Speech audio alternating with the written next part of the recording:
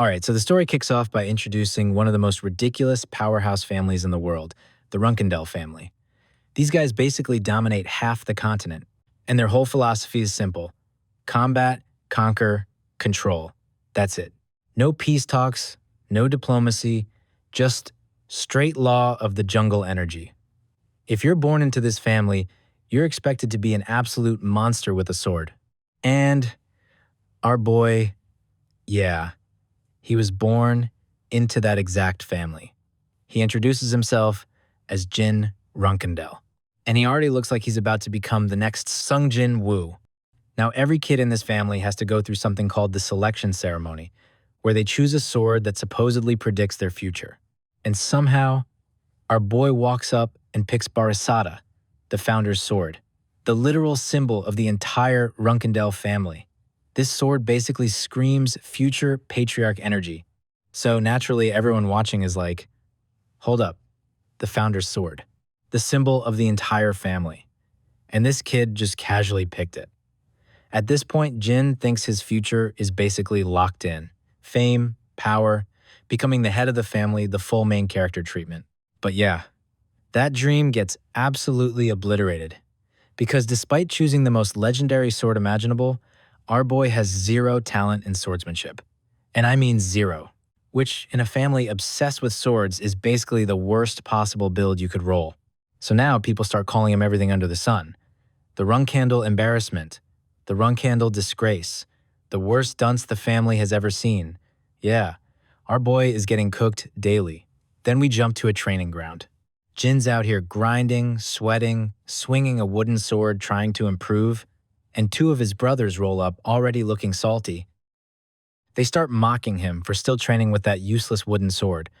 One of them basically jokes that maybe he refuses to use any sword unless it's that special legendary one. And now they start laughing about where that sword even is. Meanwhile, Jin is just standing there sweating and tired from training, looking uncomfortable, trying not to react. But of course they're not done. One of the brothers walks right up to him, demanding answers, while the other backs him up like they're about to throw hands. And then one of them straight up knees him in the chest. Jin hits the ground instantly. They start calling him a useless bastard. But Jin still tries to grab his wooden sword again. Man refuses to quit grinding. And one of the brothers immediately steps on his hand and crushes it with his boot. Yeah, these dudes are straight villains. Then they grab his study notes and start roasting him again. They're flipping through his notes on basic swordsmanship theory like they just found some embarrassing diary. Basically saying, this dude really thought studying theory would somehow make him less trash, and while one brother is clowning him, the other one grabs his wooden sword and starts to snap it in half. Now Jin finally panics and tries to stop them. He starts begging them to give his stuff back. But the brother keeps going, basically saying that giving chances to useless people like him only makes them forget their place. And now Jin's about to break down while watching everything he holds dear get destroyed. His notes get ripped apart, his sword is gone, and when he finally complains that they didn't need to go that far, one brother grabs him by the hair and slams him down. Now they're saying they're doing all this for his own sake. Apparently bullying him is just good manners training. They bring up his nanny. Maybe she taught him to be like that, but Jin defends his nanny Gilly, saying she has nothing to do with this. The brothers take that as even more disrespect. At this point, they decide he clearly needs a lesson in manners. And the narration kicks in again. Jin reflects on everything. His brothers bullying him, his pathetic talent, the constant humiliation. But our boy still refuses to quit. In his head, he's thinking that if he just works harder, eventually his family will recognize him. Eventually, he'll finally be accepted as a real member of the Runcandel family. Yeah, poor guy still believes in that dream. But the next scene hits hard. Jin is suddenly standing outside the family castle, and he's being officially banished at the age of 25. The family basically acknowledges his effort, but says it's not enough. They'll spare his life, but he's out, just like that. So after getting banished at 25, our boy ends up wandering around the world with no real direction. And that's around the time he meets his master. We see a woman with red hair holding a staff, noticing Jin. And that's when our boy realizes something huge. Turns out, he actually does have talent, just not the kind his family wanted. Because the thing he's talented at is the exact thing the Runcandel family considers completely taboo: magic. We see Jin holding an orb of light, and it finally clicks. The power he was always meant to use was magic all along. Our boy wasn't trash. He was just using the wrong class the entire time. So 3 years later, he's studying magic theory, learning how to connect natural mana with his own and recover energy, basically grinding mage skills instead of sword skills. But then one day, something weird happens. While he's reading, a creepy presence suddenly appears behind him. The entire atmosphere goes dark. Our boy gets chills immediately, and when he turns around, he finds himself in some shadowy dimension. And a mysterious being appears. The entity introduces itself as Soldaret, the god of shadows. Yeah, casual god encounter. And Soldaret immediately proposes a contract. If Jin accepts, he'll gain the power of shadows and immunity to all curses. But then, the shadow god notices something inside Jin's chest. Turns out someone placed a curse on him when he was a child. A curse called Bladed Illusion. Its entire purpose? To suppress Jin's talent with the sword. Meaning, the reason he sucked with swords his whole life wasn't because he was bad. It was because someone sabotaged him. And for someone born in the Runcandel family, that curse is basically cruel beyond belief. But Soldaret casually removes it and says maybe that curse was the reason he was drawn to him. Just like that. Now Jin's future changes completely. Because without the curse, he can finally become something ridiculous. A magic swordsman. Soldaret tells him he'll be watching over him, and suddenly Jin wakes up back in the real world. At first he thinks it might have been a dream, but our boy immediately grabs a sword and runs outside to test it. And the moment he swings it, everything feels different. The sword suddenly feels light, effortless, like he's just moving his arms instead of carrying weight. The so-called worst dunce in the history of the Runcandel family suddenly starts swinging like a completely different person. And Jin realizes something huge. If he combines swordsmanship with magic, his years of hard work might finally pay off. But before anything else can happen, something goes horribly wrong. We suddenly hear Jin screaming, blood is dripping from his eyes. He's completely crushed under fallen rocks and logs. A group of heavily armored knights who had been watching him attacked while he was mid-training. Our boy doesn't even understand what happened.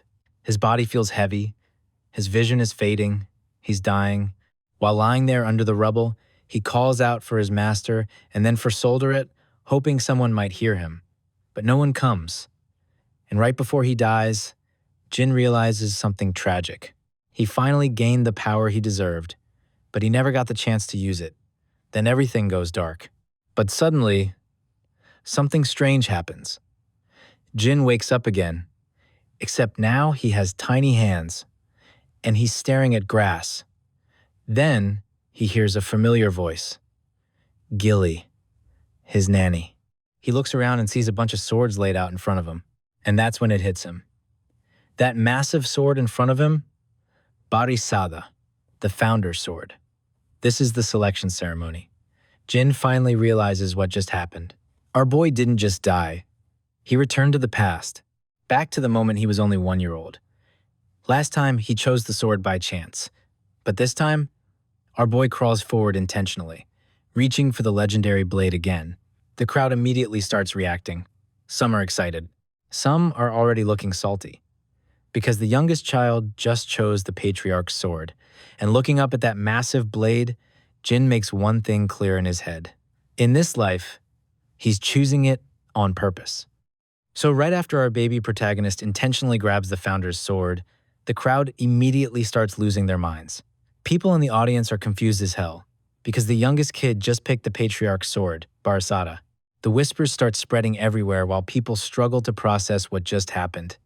Bro grabbed the founder's sword like he picked the last slice of pizza. Someone notices the situation and starts informing the patriarch that the youngest young master has chosen it. The patriarch calmly confirms the result, stating that the youngest has selected Barisada and officially ends the selection ceremony. No drama, no hesitation. He simply orders that the youngest be moved to Storm Castle. And just like that, the ceremony is over. 6 years pass, and we're now at Storm Castle. We see a small hand reaching up toward a book on a shelf, but our boy is too short to reach it. Little Jin struggles for a second before admitting he can't reach it. It's been 6 years since he was brought to Storm Castle, and according to the family rules, he has to stay locked here until he turns 10 years old. That means he's still got 3 more years left in isolation. Jin drags a chair over to the bookshelf, climbs up, and finally grabs the book. He looks down at it and realizes life in here is unbelievably boring. But right when he's sitting there trying to pass the time, a noise suddenly echoes through the room and immediately confuses him. Something clearly isn't right. Then Annie starts panicking and nervously informs him that there's a dead bird in his room. We see the mutilated bird, and the whole situation is already weird and messed up. Jin immediately starts thinking about who could have possibly done something like this inside Storm Castle, and before he even finishes the thought, 2 familiar troublemakers walk in. The twins casually stroll in with zero shame, acting fake sympathetic toward the poor bird like they didn't just cause the problem themselves. These 2 are definitely the kids teachers warn you about. Our boy already knows it was them, the same brothers who bullied him in his previous life. The dark-haired one is introduced as Daytona Runcandel, 9 years old and the 11th of the 13 siblings. The lighter-haired twin is Haytona Runcandel, the 12th son. The 2 of them proudly admit that they placed the dead bird there just for him to see and ask if their little gift moved him to tears. Jin just stands there staring down at the bird, wrapped in cloth with a terrifying look in his eyes. Inside his head, he's thinking about how these 2 eventually grow up to become notorious murderers once they become flag bearers, but right now, they're just 9-year-old brats who killed an innocent bird purely to torment him. Meanwhile, the twins keep laughing and mocking him, hoping he doesn't actually cry, because that would apparently be annoying for them. They keep talking trash, acting salty that the youngest kid who chose the patriarch's destiny doesn't even acknowledge their existence. One of them then asks where Jin's sword is, continuing the usual bullying routine. Jin tries to say something quietly, but the twin grabs his shoulder and pretends he couldn't hear him. He leans closer, like he's about to escalate things further. But this time, the situation flips instantly. Jin grabs the guy's fist and tells him to shut the hell up.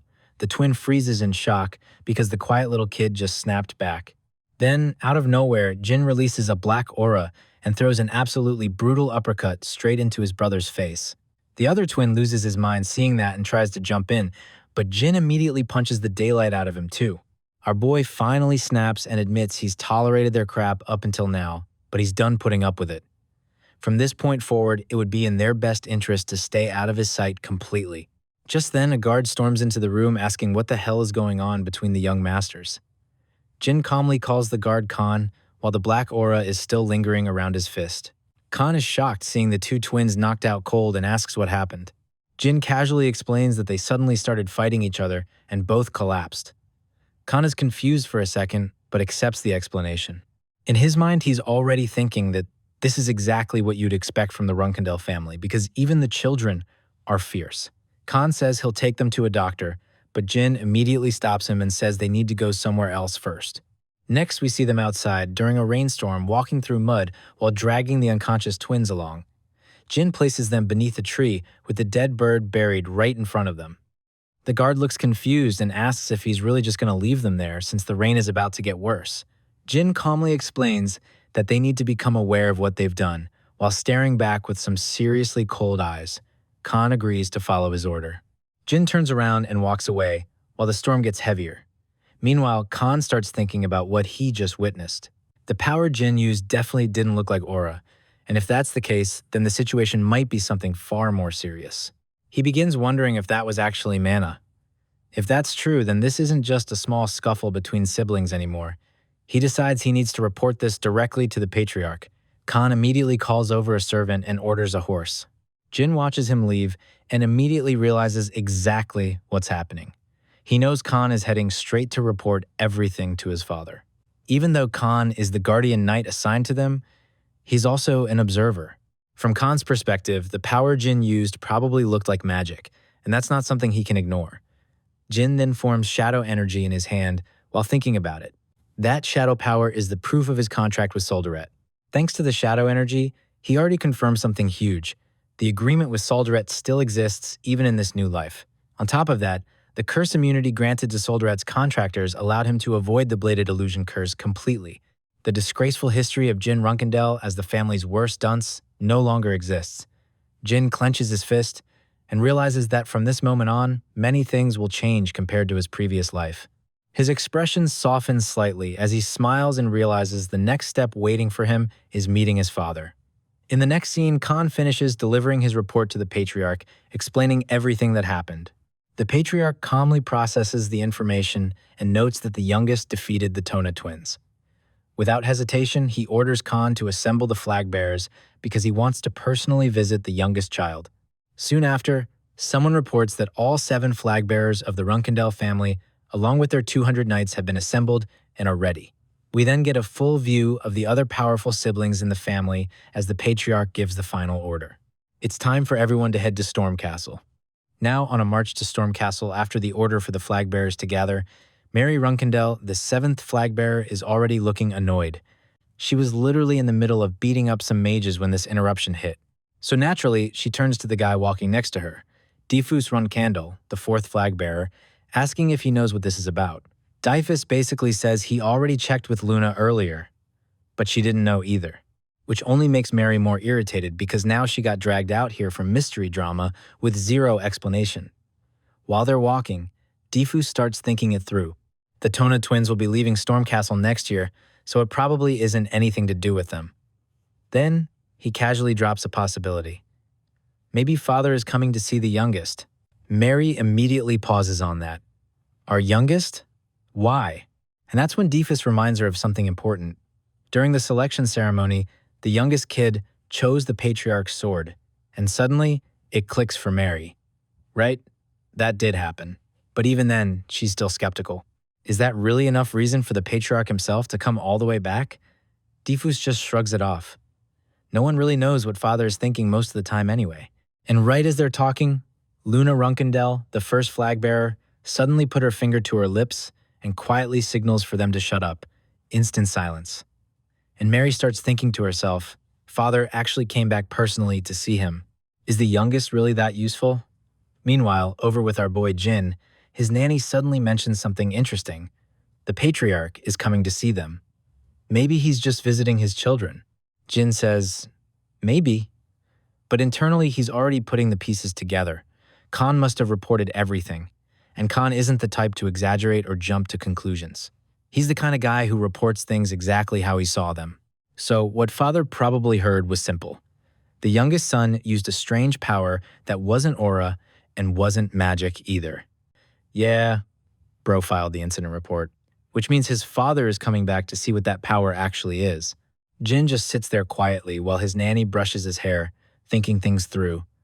Maybe father wants to see that power himself. Or maybe he's already considering whether Jin could become useful for the future of the clan. Then the gates of Stormcastle open. The Patriarch himself arrives first. Behind him are the flag bearers, and behind them come the knights marching in formation. The knights immediately greet the Patriarch as he enters the stone castle, and the moment he steps inside, he wastes absolutely no time. He immediately orders the Tona twins to be brought in. Next scene, the twins are kneeling right in front of him. Haytona and Daytona. The Patriarch brings up the altercation they had with Jin and asks them what their fault was in that situation. The twins hesitate for a moment, clearly thinking about how to spin this. Then they start smiling at each other like two little troublemakers. According to them, they have no fault at all. They claim Jin was the one who attacked them. And they even bring up the strange power he used. Not aura, looked like magic. And now the two of them start getting a little bold. They remind everyone that magic is forbidden in the Runcandel family. So, if Jin really used magic, they suggest interrogating him before he hides the evidence. Bro really tried snitching in front of the guy who hates weakness. But the Patriarch immediately shuts that down. Enough. Then, he gives them a cold warning. If they keep behaving like this, they won't survive in the Runcandel family. The twins instantly start sweating. The mood flips real fast, and the Patriarch calmly orders Jin to be brought in. Now Jin is standing there thinking about the man he's about to face. Chiron Runcandel, his father. A man stronger and colder than anyone Jin has ever known. The strongest person alive in this era. A demigod, a Genesis Knight, someone who became so powerful that he lost most of his human emotions along the way, leaving behind nothing but obsession with the prosperity of the Runcandel family. In Jin's previous life, someone like him might as well not have existed in his father's eyes. Because as far as sword talent went, Jin had none. But this time, things are different. This time, he refuses to be ignored. So Jin walks forward confidently, opens the doors, and kneels in front of the patriarch and the assembled flag bearers. Then he greets the patriarch respectfully. And the first thing his father questions is the title. Why did Jin address him as patriarch instead of father? Jin calmly explains his reasoning. With all his brothers, sisters, and the guardian knights present today, it clearly looked like an official visit, so he chose to address him formally. That answer actually surprises Luna. But the patriarch seems satisfied with it. He acknowledges the reasoning and tells Jin to refer to him as father for now. Then he asks him the same question he asked the twins. What wrong did his brothers commit during the altercation? Jin clenches his fists. And his answer is simple. He wanted revenge. Because in the Runcandel family, whatever you receive must always be returned, whether that's grace or resentment. Mary quietly reacts to that answer with a smile. Not bad, kid. I think in this family, revenge is basically good manners. Then, the patriarch suddenly orders everyone except the youngest to leave the room. Now, the entire room starts wondering if Jin just passed some kind of test. Mary snaps everyone out of their confusion and reminds them it's the patriarch's order, so everyone clears out. While leaving, Mary can't help thinking that a one-on-one talk with father at this age is actually pretty impressive. The doors close. Now it's just Jin and the patriarch. The patriarch explains that he sent everyone away because he has questions meant only for him. The Tona twins mentioned a strange power he used. And in the Runcandel family, magic is strictly forbidden, because pursuing magic prevents someone from reaching the pinnacle of swordsmanship. So the patriarch directly asks Jin what power he used. And he makes it very clear, if it was magic, it won't be taken lightly. Standing there under his father's pressure, Jin starts thinking, as long as he knows about this power, father won't ignore it. Because the power of Soldaret is the same power once possessed by the founder of the Runcandel family. So Jin finally answers. He admits he doesn't even know what the power should be called. It's neither magic nor aura. So instead, he asks his father to name it for him. Then, Jin reveals the shadow energy in his hand. And for the first time, the patriarch actually looks surprised. I think bro passed the vibe check. The patriarch is staring at the power in Jin's hand and immediately recognizes it. In his mind, he realizes that energy is shadow energy, the same shadow energy tied to Barasada. And that raises a massive question in his head. If this kid has that power, does that mean he's destined to become the heir of the family? Chiron speaks up saying this is shadow energy. Soldaret once made a contract with the founder of the Runcandel family, Lord Tamar, and that god has been connected to the family ever since. But after Lord Tamar passed away, Soldaret completely disappeared from the Runcandel lineage. Even the patriarch admits he doesn't know why the god stopped appearing.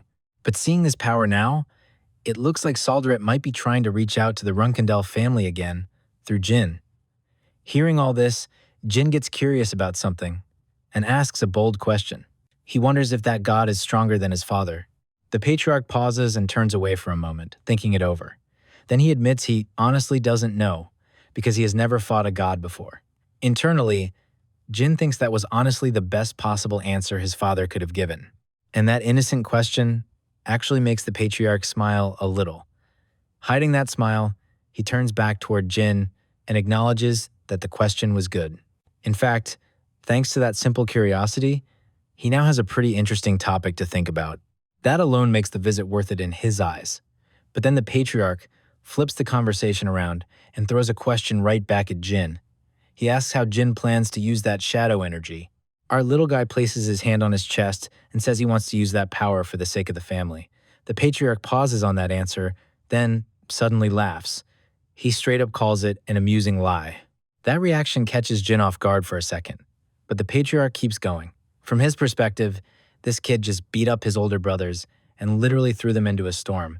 So hearing him suddenly talk about family loyalty sounds pretty funny. So the patriarch tells him to drop the act and say the real reason. Bro saw through that instantly. Jin immediately realizes his father isn't someone he can fool that easily. So this time, he answers honestly. He says he wants to use that power for himself. And that answer? The patriarch actually likes it. He approves of that honesty and tells Jin he'll be keeping a close eye on him from now on. Then, he simply walks past Jin and leaves the room. As soon as the patriarch is gone, Jin finally relaxes, dropping his hands to his knees and letting out a big sigh of relief. Our boy is smiling because from his perspective, that conversation went perfectly. Getting permission to use the shadow energy however he wants was already a win. But the fact that the patriarch now has expectations for him, yeah, that part he definitely didn't see coming. It's another reminder that this life is turning out completely different from his previous one. Outside Storm Castle, someone suddenly calls out to him. It's Mary. She tosses him a box and tells the youngest to take it. Jin looks confused and asks what it is. Mary casually explains it's a special present from his older sister and even warns him that it's heavy. Jin wonders what she gave him, but Mary just grins and tells him to boil it well, chew it properly, and get strong quickly. She flashes a big smile and even throws in a little wink before leaving. Jin is left standing there wondering why Mary would give something like this to him, but when he opens the box, hold up. Inside is a heart surrounded by an orange flame-like aura. Jin instantly recognizes it.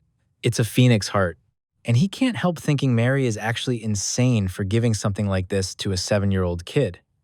A little exposition drops here explaining exactly who Mary Runcandel is. She's a 6-star knight and the 7th rider of the Runcandel family, known by the title Wind Fury.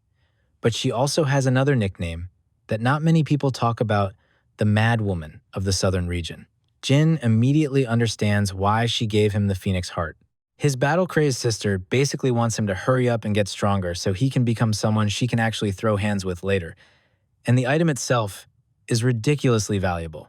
If someone eats a Phoenix Heart when they're young, it grants resistance to fire and works as an elixir that boosts growth.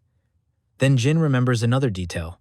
A Phoenix Heart is also required for a 6-star mage to safely summon a phoenix. Thinking about that possibility, Jin realizes that, in this life, he might actually be able to summon a phoenix himself one day.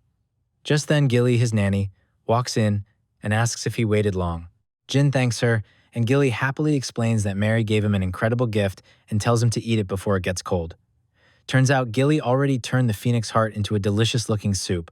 Jin is about to eat it, but suddenly he notices his older brothers lurking nearby. Our boy immediately calls them out, telling them that if they have something to say, they should just say it already. One of the Tona twins awkwardly explains that it's nothing, they just thought the portion looked a bit too big for him to finish. The other twin quickly backs him up, mentioning that he saw Gilly carrying a huge pot earlier. Jin immediately sees through them and asks if they want to eat it that badly. The twins nod like a pair of starving gremlins. So Jin makes them a deal. If they want the soup, they need to do something for him first. Cut to the next scene, and the Tona twins are now deep underground, digging a tunnel with a spade and pickaxe, and they are not happy about it. Yeah, they got scammed. One of them is already whining, asking why they're stuck doing this. The other agrees, saying there's literally nothing here, and they have no idea what they're even digging for. Then one of them suddenly realizes something. If someone discovers this tunnel, they could get in serious trouble. The other twin immediately brushes that off and says the youngest will obviously be the one blamed for it, not them. That thought reassures them instantly. From their perspective, they're just here to get some soup. But they also admit something else. The youngest brother is actually kind of scary. While they're digging, the scene shifts to show what's hidden beneath the ground they're tunneling through. Beneath the tunnel is a huge container filled with liquid, and inside that container is a mysterious man. His body is surrounded by the exact same shadow energy Jin used earlier. Back with the Tona twins, they finally finish digging the tunnel and come crawling out absolutely covered in dirt. One of the maids sees them and is completely shocked by the state they're in. Meanwhile, our boy Jin just casually welcomes them, saying they got there pretty quickly. The twins are not in the mood for pleasantries, though. They immediately snap at him and demand the soup they were promised after the ridiculous labor he made them do. Both of them are still salty from all that digging. Jin calmly tells them he left it on the table. One of the twins instantly perks up and looks around asking where it is. Then they finally see it, and yeah, hold up. On the table are literally 2 tiny spoonfuls. That's it. One of the twins turns back toward Jin with an angry smile forming, pointing out that what he gave them looks like a literal teaspoon. The other one immediately complains that the amount is way too small. Jin just shrugs and reminds them that he did promise to give them some. He just never said how much. And technically, he kept his promise. So they should enjoy it. The twins are absolutely furious, but there's nothing they can do. All they can do is grumble out a sarcastic thank you while staring at their pathetic 2 bites of soup. They were definitely scammed. A little later, Jin is walking through the rain heading toward the tunnel the twins dug earlier. He's actually a little impressed because he expected them to do a half-assed job, but the tunnel turned out pretty decent. Looking at the thickness of the wall ahead, he figures that 1-star magic should be enough to break through. He knocks on the wall for a second, thinking about how frustrated he's been lately because his mana has been building up with nowhere to actually use it. Then our boy finally lets it loose. A green aura forms as he activates a magic circle and blasts straight through the wall. With that barrier gone, he finally arrives at his destination. Runcandel's secret storage. Internally, he admits it feels weird standing here, because in his previous life, he never even had the chance to enter this place. Saying the entry phrase his brother once mentioned, he declares that a child of Runcandel has come to console Murakhan. With that trivial password spoken, the door finally opens.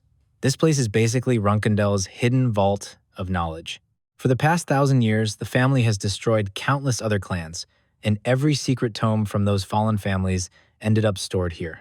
The room is massive, filled with information from all kinds of powerful lineages, but normally only a Runcandel flag bearer is allowed to enter. In his previous life, Jin's brother straight up told him he didn't need to know about this place because he didn't have the qualifications to become a flag bearer anyway. But ironically, that same brother ended up helping Jin now by revealing the information that let him find it. As Jin looks around the massive archive, something suddenly catches his eye. There's a large vat filled with liquid, and inside it is a man. But something about him looks off.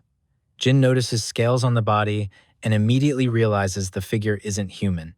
That makes him wonder why something like this would even be stored here. Then, the entry phrase he used earlier echoes in his mind again. A child of Runcandel has come to console Murakhan.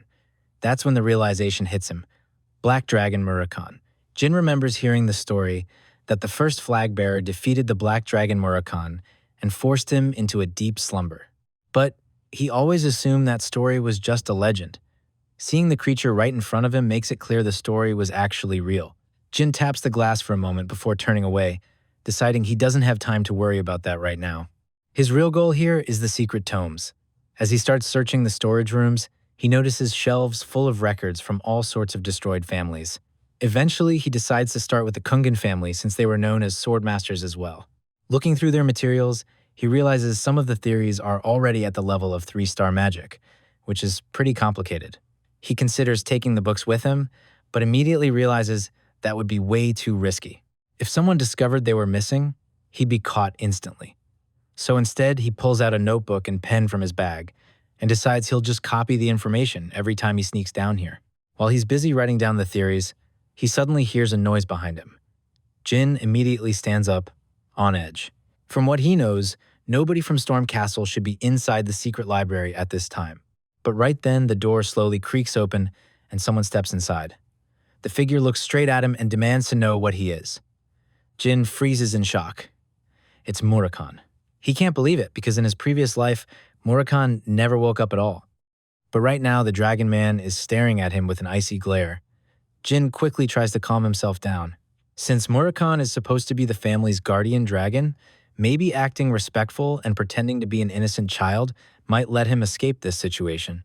So Jin greets him as a child of Runcandel, addressing the family's guardian. The moment Murakhan hears that word, though, he loses it. Calling him a guardian completely sets him off. He starts raging about how dare someone reduce him to a mere guardian, blaming the Runcandel family for spreading that ridiculous story about him. Jin immediately realizes the situation is already going sideways. After venting for a moment, Murakhan sighs in frustration and complains that it's been ages since he smelled something pleasant, and the first thing he sees after waking up is just a random child. Then, he suddenly leans closer to Jin and notices something strange. Jin smells like shadow energy. Hearing that makes Jin pause. Murakhan explains that he remembers that smell very clearly. The scent of shadow energy should only come from someone who has made a contract with the god of shadows, just like Timar once did. Jin suddenly realizes something crazy. The reason Murakhan woke up might actually be because of the shadow energy he released earlier. Meanwhile, Murakami is pacing around the room, sniffing the air like he's trying to track the source. Watching this, Jin decides to test something. He hesitantly calls Murakami's attention and asks if this might be what he's looking for. Then he releases the shadow energy into his palm. Jin explains that his father told him this power comes from Soldaret, the god of shadows. Murakami is completely stunned. Hearing the name Soldaret makes him question if Jin is serious. Because, according to the 1,000-year promise, the one who inherits that contract should appear after 1,000 years. And now, he's staring at a tiny kid who supposedly holds that role. Murakami slowly drops to the floor, looking completely defeated by the situation. Bro, waited 1,000 years for this and it's a 7-year-old. After a moment, he calls out to Jin and explains something important. Long ago, he made a promise with Soldaret, and it seems the person he now needs to cooperate with to fulfill that promise is Jin. Jin is still processing what he's hearing while Murakami admits he just woke up and can't think clearly yet, so he'll explain the full details later. But before anything else, he decides to properly introduce himself to Soldaret's contractor. Murakami reveals that he is Soldaret's representative, his friend, and the final descendant of the very first beings born from the shadows. As he finishes saying that, his body begins transforming into his true form. A massive dragon emerges right in front of Jin. Murakami declares that, according to the 1,000-year contract, from now on he will remain by Jin's side. Jin is stunned hearing that the legendary dragon will actually accompany him. Murakami then demands that Soldaret's contractor state his name. With a faint smile forming, Jin finally introduces himself properly as Jin Runcandel, the 13th and youngest child of the Runcandel family. And just like that, our boy bumps his fist against the dragon's claw, sealing the moment. Black Dragon Murakami. The mountain called Murakami Mountain, known for its violent storm winds, was named after this dragon. Long ago, Murakami ruled over that region. But about 1,000 years ago, he was defeated in battle by Tamar Runcandel. According to the records, after Storm Castle was built, Murakami fell into a deep slumber. But Jin knows that story isn't exactly the truth. Murakami isn't some defeated beast locked away by the Runcandel family. He's actually the guardian dragon of the founder. Normally when someone makes a contract with a god, they also receive the support of that god's guardian dragon. But in the case of Soldaret, nobody ever knew anything about a guardian dragon, which is why people always doubted the story. Jin realizes the reason for that mystery now. Murakami had simply been asleep the entire time, and since Murakami has now awakened, that means Jin might actually gain a guardian dragon of his own. A little later, Jin returns to the secret library where Murakami is waiting. Jin calls out to him, and Murakami immediately gets excited seeing him again.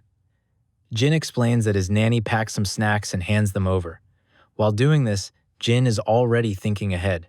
Since he's going to be around Murakami for a long time, he plans to ask him every question he's been curious about. And that's exactly what happens. After Murakami woke up, Jin secretly kept him hidden in the library for weeks while constantly visiting him.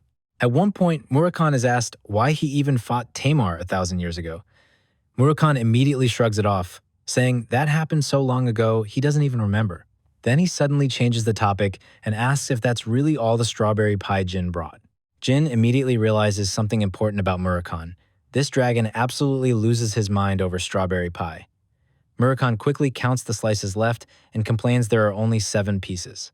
While Murakami is busy obsessing over dessert, he suddenly asks Jin what he actually does every time he comes down to the library. Jin explains that he's transcribing the books, he takes blank journals with him, and secretly writes down everything Murakami teaches him. Murakami is a little surprised by that and asks if Jin even understands what he's writing. Jin admits he understands about 30% of it. The rest still goes over his head. Murakami waves it off and says that's already impressive. For someone Jin's age, understanding that much is a lot. Most kids wouldn't even come close. Jin looks down and calmly says, that might be true for normal children, but he isn't a normal child. He's a Runcandel. He has 12 older siblings, plus his father, his mother, and the clan elders. If he ever wants to destroy all of them, he has to work far harder than ordinary people. Hearing that, Murakami pauses. Jin then asks him something serious. If Timar himself had read the books in this library at Jin's age, how much would he have understood? And compared to the strongest being in history, how does Jin measure up right now? Murakhan thinks about Tamar for a moment and gives an honest answer. At Jin's age, Tamar probably wouldn't have understood even a single line of those books. That answer shocks Jin, but Murakhan immediately adds that theory isn't everything. Tamar never read books like these, yet he still became incredibly strong through battle. Murakhan admits Jin definitely has potential, just like Tamar did. But right now, he's not as good as the founder. That part hits Jin pretty hard. Jin wonders if that means he can never become someone like Tamar. Murakhan quickly shuts that idea down. Jin is Solderet's contractor, just like Tamar was, and he's already smart enough to study the knowledge here. He's still a kid, so there's no point rushing things. If he trains properly, he can definitely reach Tamar's level someday. And who knows, he might even surpass him. Jin asks if that's really possible. Murakhan confidently says, of course it is. Then he asks Jin if he knows Solderet's nickname. Jin admits he doesn't. Murakhan explains that Solderet is known as Infinite. The god of shadows possesses limitless power, which means Jin, as Solderet's contractor, also has no limit to his potential. So instead of being depressed, Jin should believe in himself.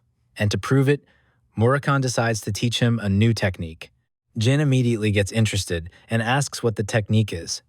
Murakhan smiles and introduces something called Shadow Energy Liberation. Jin repeats the name, curious about it. Murakhan explains that anyone who uses shadow energy must learn to familiarize themselves with it. Shadow Energy Liberation is both the starting point and the final stage of mastering that power. But it's extremely dangerous if someone tries to use it without proper training, so Jin will have to learn it slowly and carefully.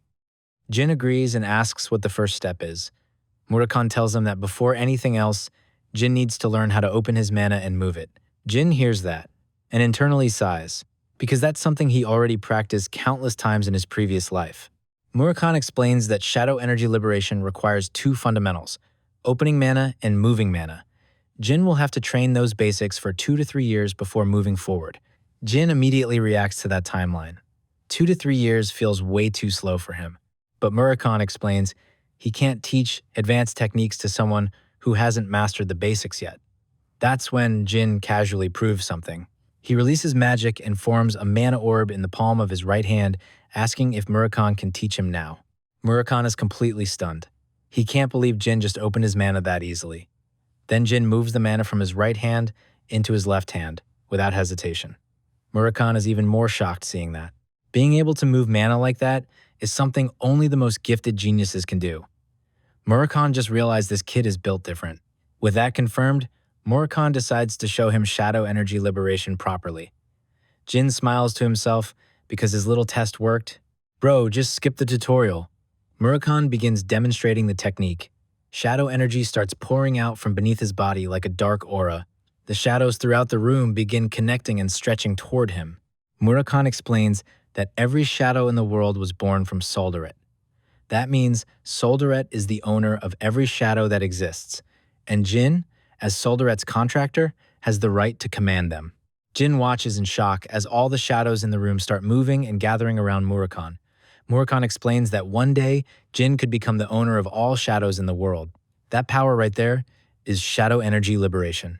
Jin is stunned seeing the technique, but at the same time, he's unbelievably excited.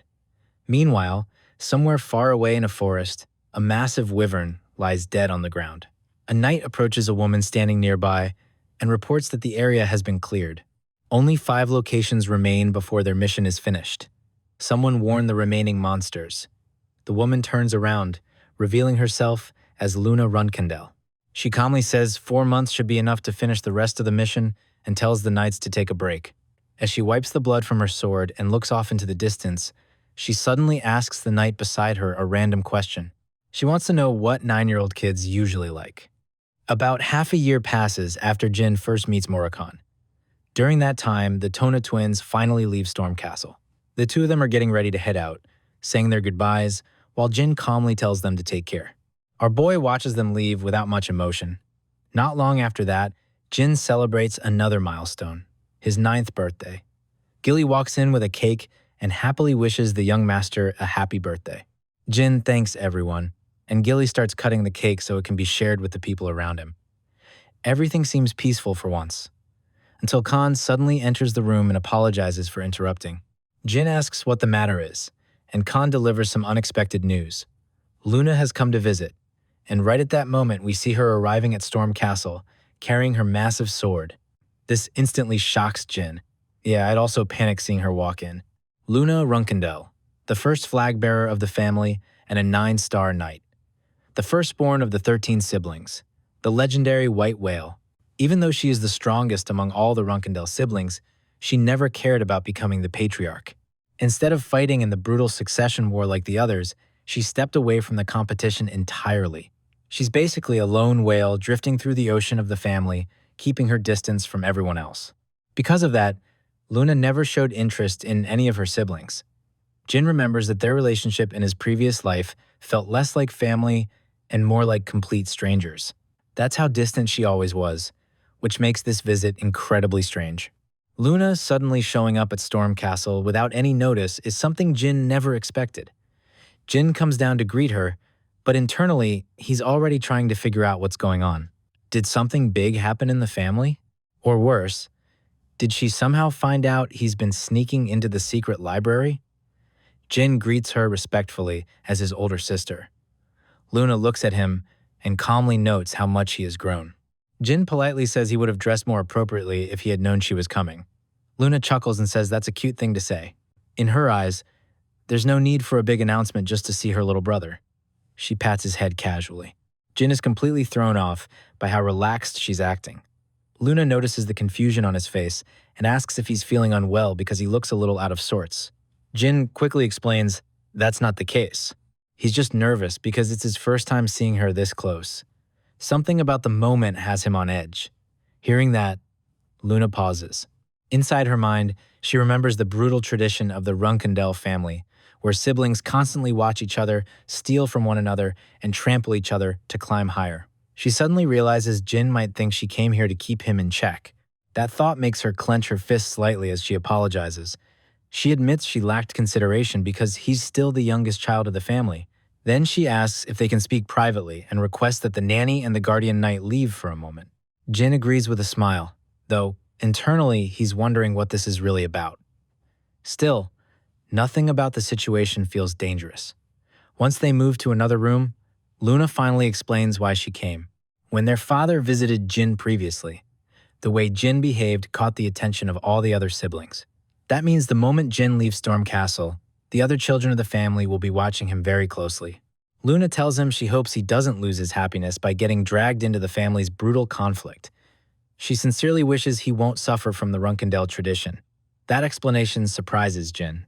He starts wondering if this is the real reason Luna gave up on competing for the patriarch position in the first place. But that also raises another question in his mind. If she truly felt this way, why did she never warn him, even once in his previous life? Was it because he wasn't even worth speaking to back then? Or because none of the siblings ever considered him a threat? Luna reaches out and grabs his hand gently. Jin grabs hers back and responds honestly. He thanks her for the concern, but he has no intention of sitting out of the fight. Luna immediately insists she's being serious. She's not saying this because she's worried about him competing with her. But Jin interrupts and tells her he understands that already. Then he reveals something that completely changes the mood. He tells her he has already survived an assassination attempt. That statement shocks Luna instantly. She demands to know who would dare try something like that inside Storm Castle itself. Her aura becomes murderous as she asks which sibling tried to kill him. Jin calmly explains that he can't answer that. In truth, he hasn't even discovered their identity yet. But despite the attempt on his life, he reassures her that he's fine. Luna listens to this and looks deeply troubled. Jin then quietly adds something that catches her off guard. Not all of his siblings hate him, just knowing that fact alone brings him some happiness. Luna suddenly hugs him tightly and says that hearing about the assassination attempt only confirms that Jin is already tangled up in the family's dirty battle. And that reality deeply saddens her. Jin is surprised by the warmth in the embrace. He never expected Luna to be such a tender-hearted person. He gently tells her not to be so sad. Luna takes a breath and agrees that today should be a happy day instead. After all, it's his birthday. That's actually the reason she came. She pulls out a small box and reveals the real gift she brought him. Inside is a necklace with a blue gemstone pendant. Jin, thanks her for the gift. Luna asks him to turn around for a moment so she can place it around his neck. As she does, she gives him one important instruction. If he ever finds himself in a situation he can't handle, he should break the blue gem on the pendant. No matter where he is, she will come for him. But he has to promise to keep the pendant on him at all times. Then she wishes him a happy 9th birthday. Jin smiles and thanks her again. Soon after, Gilly returns with cake for Luna. Watching the two siblings eat and chat together brings a warm smile to her face. After spending a little time there, Luna says it's time for her to leave. Jin tells her to take care as she departs. Later, Jin returns to the secret library where Murakami is waiting, and he immediately notices the necklace around Jin's neck and asks about it. Jin explains that it was a birthday gift from his sister. Murakami looks at it more closely and instantly realizes how valuable it is. Whoever gave him that must really care about him. Jin asks what exactly it is, and Murakami explains that it's an artifact created by the Demon King Orgel. 1,000 years ago, people risked their lives just to obtain a single artifact from that Demon King. Jin is surprised hearing that. Murakami continues explaining that the necklace grants resistance against attack magic up to 5 stars and also enhances the wearer's magical ability. He even suspects it might contain summoning abilities as well. Jin asks how Murakami knows so much about it. Murakami casually replies that it's because they lived during the same era. Then Murakami suddenly asks about the person who brought the necklace earlier, saying he felt a powerful energy nearby not long ago. Jin confirms that his older sister came to visit. Then he pauses in shock and asks if Murakami sensed Luna's presence all the way from the library. Murakami casually confirms it and even suggests Luna probably sensed his energy as well. Jin nearly panics hearing that. He immediately wonders if Luna might report Murakami's existence to the family. Trying to distract himself, he hands Murakami a box of cake. Murakami laughs and tells him he's worrying for nothing. Someone who gave him such a valuable gift wouldn't betray her youngest brother like that. Jin hesitates but eventually accepts that explanation. Murakami confidently says Jin can trust that sister of his. Meanwhile, outside Storm Castle, Luna is already leaving the area. As she moves away, she quietly thinks to herself that she definitely sensed a powerful energy that wasn't there before. Back in the library, Murakami is happily eating cake and thinking it tastes like heaven. Cake solves all problems, Murakami approves. But Luna's thoughts continue as she travels. If her little brother is secretly preparing something, she decides she'll pretend not to know anything. No matter what Jin ends up doing or becoming, with big sis energy, she silently promises that she will always stand by his side. The time Jin spent in the Storm Castle, the place he thought would be boring, turned out to be anything but. He gained his father's acknowledgement and hopes, got the Phoenix Heart from Mary, strengthened his connection with Luna, and met Murakami, the guardian dragon. Things he could never have dreamed of in his past life. Now, at 10 years old, he's preparing to leave the Storm Castle and head to the main estate. We catch him mid-training with Khan. Punches flying, aura blazing Khan is furiously blocking every strike, thinking internally that it's no wonder the Patriarch took notice. Khan blocking Jin's punches like, bruh, this kid's unhinged. Even though Jin was supposed to just observe during training, Khan realizes the boy is actually assessing his teaching. They finally call it a day, and Khan assures Jin he'll give everything until the boy leaves. Jin nods, ready to take the last steps of his preparation.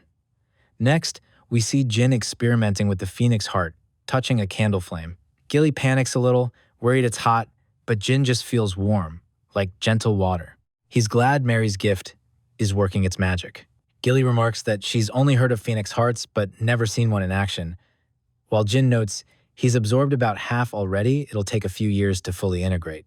Gilly checks if she should pack his books for the journey, and Jin confirms he'll read them in the carriage.